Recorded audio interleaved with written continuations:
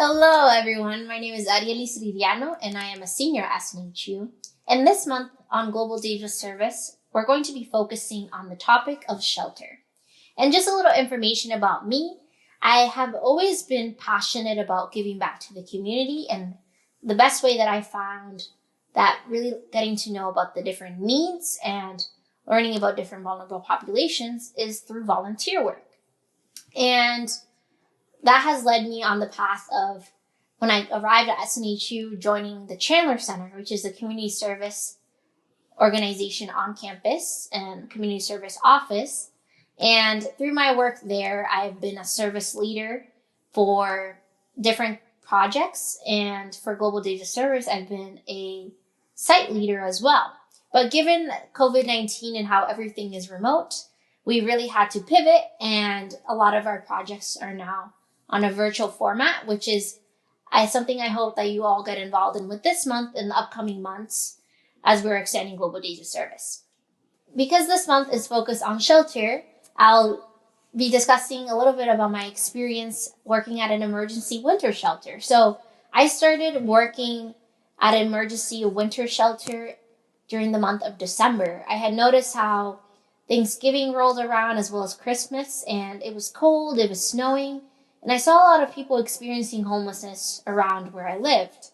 Just really knowing that these people are people, they're human too. And I think a lot of times when people think about the homeless population, they have a lot of stereotypes that come to mind. But when you really interact with these people, you can see that everyone has something that they're struggling with, but they can be very nice. Obviously, there will be times that people are moody and aren't reacting the best to particularly a staff member, but I always think about how every day is their worst, and especially because they do not have a home. And with the COVID-19 pandemic, I think we're going to be seeing a lot of people that are going to be without a home and out on the streets, unfortunately. And when it comes to the shelter, it's really great to give back in terms of providing donations like clothing, providing food or financial donations in case there is another need.